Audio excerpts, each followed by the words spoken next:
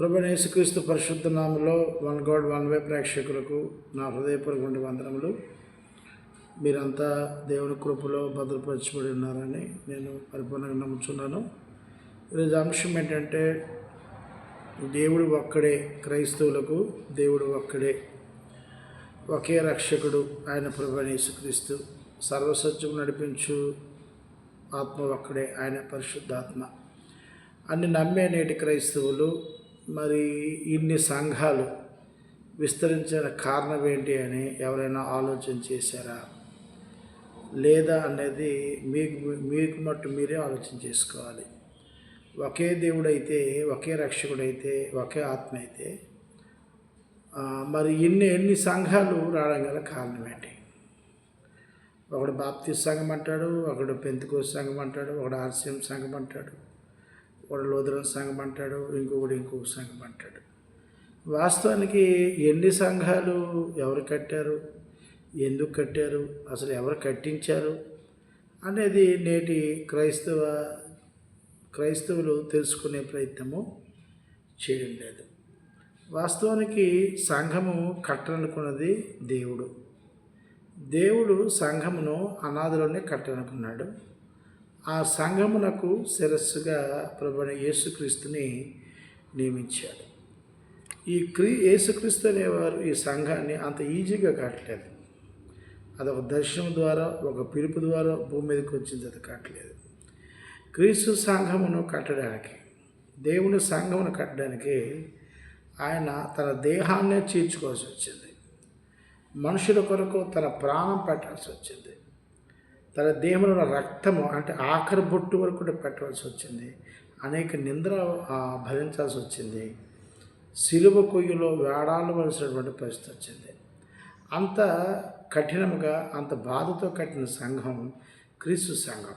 ఈరోజు దేవుని చేత రక్షింపబడే మనుషులు ఏ సంఘంలో ఉండాలో తెలియక, దేవుడు ఏ సంఘం కట్టాలనుకున్నాడో తెలియక, ఆ సంఘం ఎవరి ద్వారా కట్టాలనుకున్నదో తెలియక, ఆ సంఘానికి ఒక వ్యక్తి ఎలా తన జీవితాన్ని త్యాగం చేసాడో తెలియక ఎవరో మనుషులు కట్టిన సంఘంలో వెళ్ళిపోయి అది దేవుని సంఘమే అనే భ్రమలో బ్రతుకుతూ ఉన్నారు.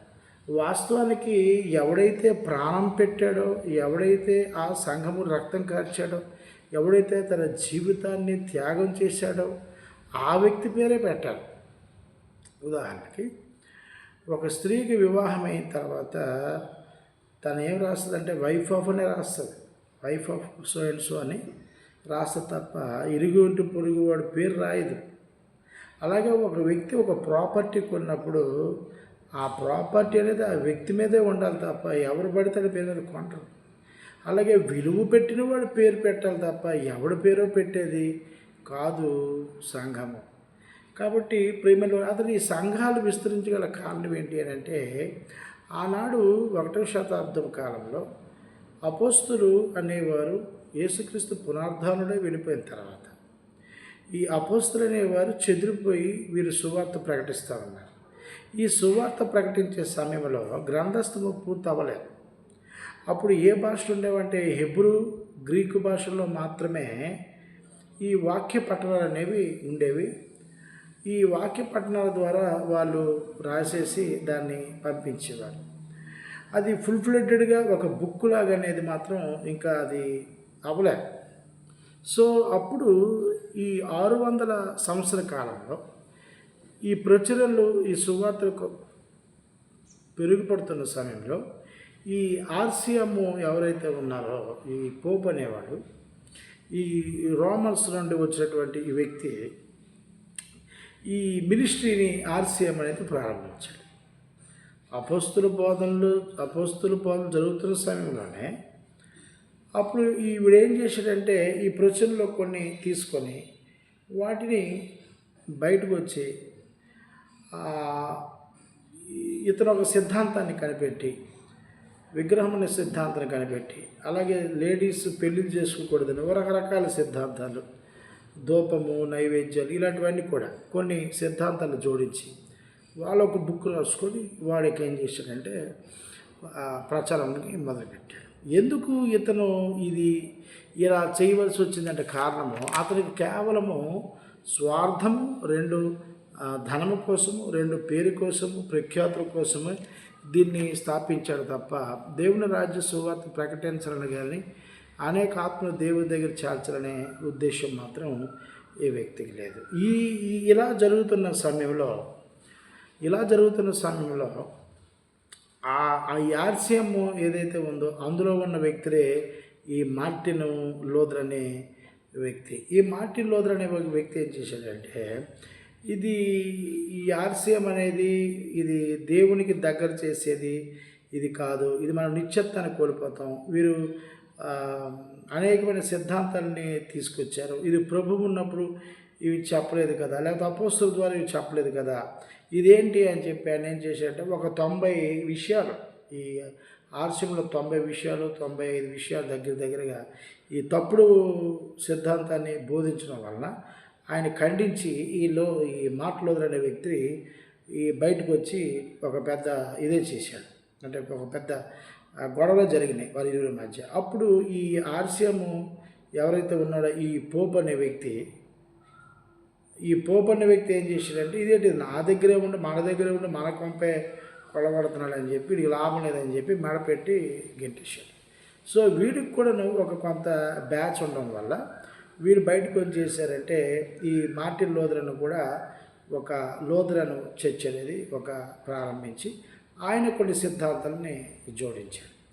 సో ఇందులో ఉన్నటువంటి ఎప్పుడైతే ఈ మార్టిన్ లూథర్ అనేవాడు ఇది ఒక సిద్ధాంతాన్ని కనిపెట్టి లూథరన్ అని ఇది చాలా వేగంగా విస్తరించింది ఈ జనాలు ఉండడం వల్ల. ఇక్కడ నుండి విస్తరించిన తర్వాత అక్కడి నుండి అందులో వచ్చిన వాడే ఈ బాప్టిస్ట్ సంఘం కట్టినాడు. ఈ బాప్టిస్ట్ సంఘం కట్టినోడు కూడాను ఈ లూథరన్ చర్చ్ మెంబర్లో ఉన్నవాడే ఈ జాన్ స్మిత్ అనేవాడు కూడా ఇందులోనే ఉన్నాడు. వీడేం చేశాడు, ఈయన అక్కడి నుండి తెచ్చి ఒక 90 సిద్ధాంతాలు తప్పని చెప్పాడు. ఈయన కొన్ని సిద్ధాంతాలు జోడించి ఇతను చెప్తున్నాడు ఇది రైట్ కాదని చెప్పి ఈయన ఒక సిద్ధాంతాన్ని కనిపెట్టి బైబిల్ లేనివి ఇతను ఇలా చేశాడు. అక్కడి నుండి ఇలా వచ్చిందే పెంతెకొస్తు. ఇలా ఒకటిగా అలా చీలికలై అపోస్తలులు వారు సత్యాన్ని వారు ఉన్నతులుగా ప్రకటిస్తారు.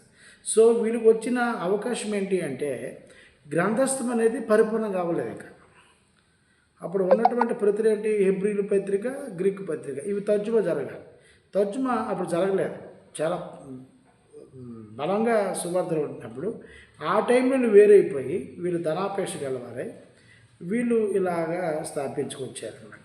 కాబట్టి ఆర్సిఎం నుండి మార్టిన్ లూథర్ వచ్చాడు, మార్టిన్ లూథర్ నుండి పెంతెకొస్తు వచ్చాడు, పెంతెకొస్తు బాప్టిస్ట్ జాన్ స్మిత్ వచ్చాడు, ఇలాగా మరణాత ఇవన్నీ కూడా వీళ్ళు ఏం చేశారంటే ఆయా సిద్ధాంతాలని కల్పితాలు గ్రంథం ఒకటే చూపిస్తూ అనేక సిద్ధాంతాలు ప్రవేశపెట్టి సంఘాలుగా మత శాఖలుగా విడిపోయారు. అప్పుడు ఈ చెడిపోయిన మనుషులు ఏంటంటే ఇదేదో ఈ సంఘంలో కరెక్ట్గా చెప్తారు, లేకపోతే అక్కడ ఉన్న మనుషులేమో కరెక్ట్గా చెప్తారు అనే భావంతో ఆ వ్యక్తుల్ని వెంబడించారు తప్ప రక్షకుడైన క్రీస్తుని వెంబడించారు. ఈనాటికి కూడాను ప్రభువుల రక్షకుడిగా నోటితో అంగీకరిస్తారు కానీ క్రీస్తు బోధనలు కానీ అపోస్తుల బోధనలు అంగీకరించే ప్రజలు నాకు తెలిసి 1% ఉన్నారు ప్రపంచవ్యాప్తంగా. తద్వారా ఏమైపోయిందంటే ఈ మత శాఖ గురించి ఉదాహరణకి చూడండి. ఇప్పుడు మనం స్థానిక చర్చికి ఎక్కడికి వెళ్ళామనుకోండి, ఉదాహరణకి అక్కడ ఒక పాస్టర్ గారు ఉంటారు, కొంతమంది యువకులు ఉంటారు. సో ఈ పాస్టర్ గారు ఆ యువకుల్ని ఏదో అంటారు అనుకోండి, చిన్న కోపాడు అనుకోండి, వెంటనే వాడు ఏం చేస్తాడు, ఒక పాస్టర్ అవుతారు వ్యక్తి, వాళ్ళకు ఉన్నటువంటి కుటుంబ సభ్యులు ఒక 2-3 ఉంటారు. ఆయన ఏం చేస్తాడు, ఇక్కడి నుండి వెళ్ళిపోయి ఇంకో దగ్గర పెడతాడు. పెట్టినప్పుడు ఏం చేస్తాడు, అతను ఒక చర్చిలో నుండి ఒక పేరు అనేది తీసుకొని పెడతాడు, ఒక హెబ్రోన్ అనో లేకపోతే ఇంకోటో సమ్ నేమ్ పెడతాడు.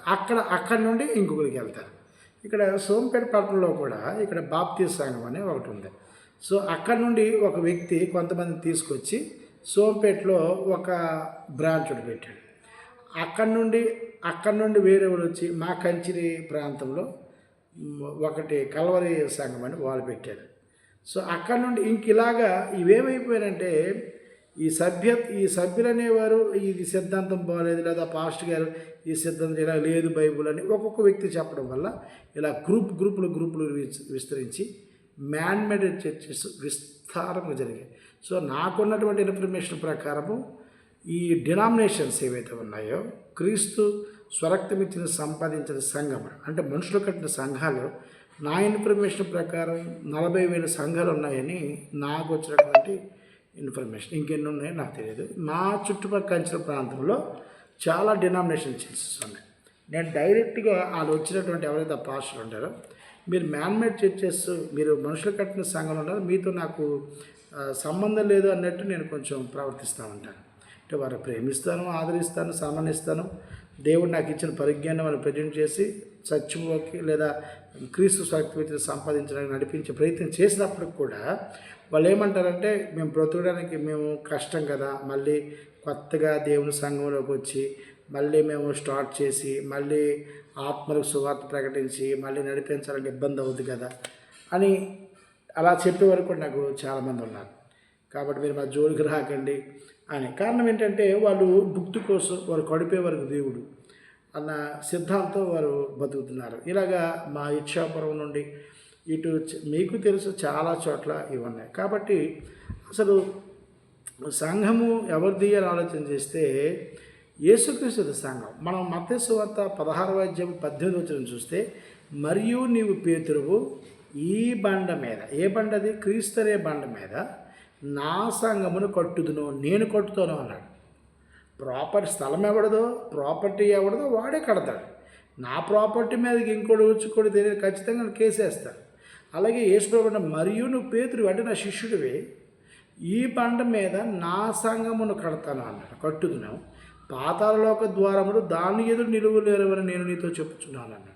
కాబట్టి క్రీస్తు స్వరక్తమిచ్చి సంపాదించిన సంఘంలో క్రీస్తు తన స్వరక్తమిచ్చి తన జీవితాన్ని త్యాగం చేసే సంఘంలో సభ్యులుగా ఉండడానికి సంఘం కట్టాడు తప్ప, అతని పేరు చెప్పుకొని అతను ఇది చెప్పుకొని నేనేదో బయటికి వెళ్ళిపోయి ఇది క్రీస్తు సంఘమే లేదా ఇది దేవుడి సంఘం అంటే ఎలా అవుతుంది అది?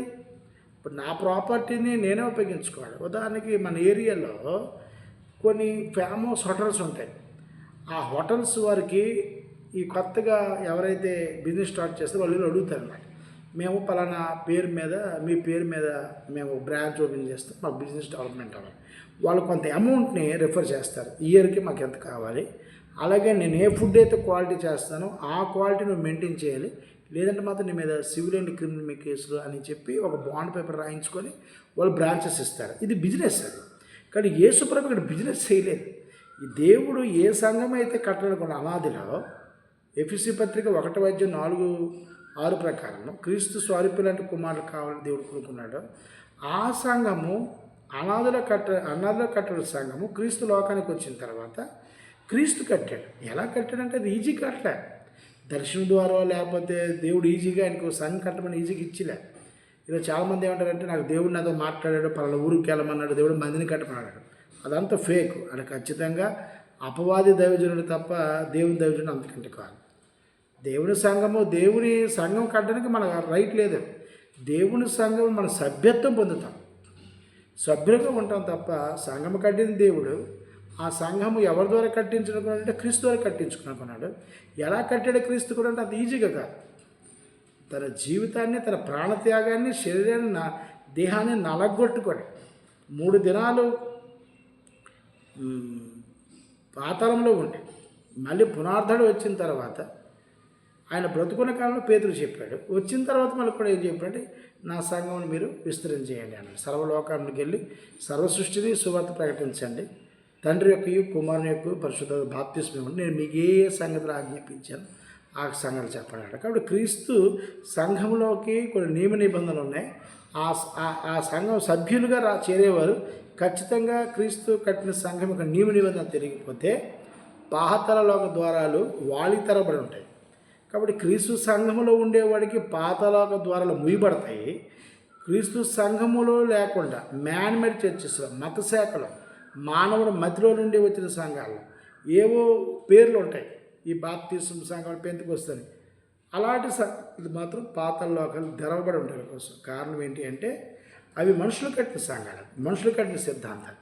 అందుకే చూడండి, మనకి ఎఫెసీ పత్రిక 4:4 శరీరం ఒక్కటే, ఆత్మ ఒక్కటే, పరిశుద్ధాత్మ ఒకటే, ప్రభువు ఒక్కడే, నిరీక్షణ ఒకటే, బాప్తిస్మ ఒక్కటే, అందరికీ తండ్రి దేవుడు ఒక్కడే అన్నాడు. ఒక్కడే అన్నాడు. కాబట్టి ఒకే అనే విశ్వాసంలోకి వచ్చిన మనుషులే క్రీస్తు సంఘంలో ఉంటారు తప్ప భిన్నమైన విశ్వాసంలోకి వెళ్ళేవారంతా కూడాను నరకపాతులుగా ఉంటారు. వాళ్ళ కోసం పాతాళము ఎదురు చూస్తూ ఉంటారు. అందులో ఏ డౌట్ కూడా లేదని సంగతి గమనించాలి. ఈ సిద్ధాంతమే మళ్ళీ 1వ శతాబ్దంలో కూడా ఈ శిష్య బృందంలో వర్గాలు విభేదాలు ఏర్పడ్డాయి. అప్పుడు పౌలు గారు ఏమన్నారు చూద్దామని. 1 కొరింథీయులకు రాసిన పత్రిక 3వ అధ్యాయం 4వ వచనంలో, ఒకడు నేను పౌలు వాడను, మరి ఒకడు నేను అపొల్లో వాడను అని చెప్పుచున్నాను. మీరు ప్రకృతి సంబంధులైన మనుషులు కారా అన్నారు. అంటూ అపొల్లో ఎవడు, పౌలు ఎవడు, పరిచారకులే కదా, మేము పనివారం కదా. ఒక్కొక్కరికి ప్రభు అనుగ్రహించిన ప్రకారము వారి ద్వారా మీరు విశ్వసించింది అన్నాడు. మాకు ప్రభు చెప్పిన విషయాలు మీకు చెప్పాము. ఆ విషయాలు చెప్పి మేము క్రీస్తు సంఘాల సభ్యులుగా చేస్తుంటే నేను పౌలువాడిని, నేను పేదరువాడిని కాబట్టి నేను ఈ సంఘంలో ఉంటాను ఆయన చెప్పిన బోధ అది కుదిరే పని కాదు. క్రీస్తు స్వరక్తమిచ్చిన సంఘంలో సభ్యులుగా ఉండాలి. యేసుక్రీస్తు ద్వారా తండ్రి దేవుడు ఏం మాట్లాడాడో హెబ్రీ రాసిన పత్రిక 1వ అధ్యాయం 2 ప్రకారము ఆ మాటలు గైకొనాలి. అపోస్తుల ద్వారా ఏం మాట్లాడాడో ఆ బోధ ఎంత విశ్వసించి క్రీస్తు సంఘంలో సభ్యత్వం పొంది క్రీస్తు బోధ ప్రకారం బతికితే మరణము అంటే నీ పాతాళలోక ద్వారాలు ముగిపడతాయి. లేదు నేను మనిషిని కట్టిన సంఘంలో ఉంటాను, మనిషి మధ్యలో వచ్చిన సంఘంలో కొనసాగాలి, పాతాళలోక ద్వారాలు నీకోసం వేచి ఉన్నాయి. కాబట్టి ప్రియ సహోదరుడా, క్రీస్తు సంఘము కడతానే అని ప్రవక్తలు ప్రవచించారు, దేవుడు మాట్లాడాడు, అపోస్తులు మాట్లాడారు, ఆయన ఎదురు వచ్చినటువంటి తన కుమారుడు యేసుక్రీస్తు మాట్లాడాడు. పెంతెకోస్తు సంఘానికి కానీ, బాప్టిస్ట్ సంఘానికి కానీ, లూథరన్ సంఘానికి కానీ, హెబ్రోన్ సంఘం కానీ ప్రవచనాలు కూడా ఒక్కటి కూడా ఉండదు. ప్రవచనం లేని సంఘాలు సాతాను కట్టిన సంఘాలు, అవి మనుషులు కట్టిన సంఘాలు, మనుషులు కట్టిన ఆచారాల పద్ధతులు ఉంటాయి. ఆ సంఘంలో సభ్యుడిగా చేరితే పాతాళ లోకం నీకు ఎదురుగా చూస్తుంది, ఎప్పుడు మింగుతామని ఎదురు చూస్తుంది. తస్మత్ జాగ్రత్త. నీకు రక్షణ ఇచ్చేవాడు క్రీస్తు, నిన్ను ఆకర్షించేవాడు క్రీస్తు, నిన్ను చీకట్లో ఉన్నవాడిని వెలుగులో నడిపించేవాడు క్రీస్తు, నిన్ను తన సంఘం మనకే క్రీస్తు నీ పాపాల నిమిత్తం రక్తం కార్చి చిందించి సిలువ యాగంలో 3 దినాలు ఉండి పునరుద్ధానంలో నీ గురించి ఎదురు చూస్తున్నాడు. కాబట్టి అపోస్తుల బోధ ఎందును సహవాసం అందును రొట్టివిచ్చుడు ఎడతెగ ఉండమని అన్నాడు. కాబట్టి ప్రియమైన వాళ్ళ ఆలస్యం చేయకండి, గ్రంథం చదవండి. మీరు మనుషులు కట్టిన సంఘానికి వెళ్ళినప్పుడు దానికి ప్రవచనం ఉందా, దానికి పేరు ఉందా, దానికి ఆధారం ఉందా? క్రీస్తు సంఘానికి ఆధారం ఉందా? ఆలోచన చేయండి. మీ జీవితాల బ్రతుకులు మార్చుకోండి. నాతో పాటు రేపు నిత్య జీవానికి వారసుగా రండి. ఈ వీడియో వచ్చి లైక్ చేయండి, షేర్ చేయండి, కామెంట్ చేయండి, మీ అభిప్రాయం తెలియజేయండి. మీ అందరికీ వందనాలు.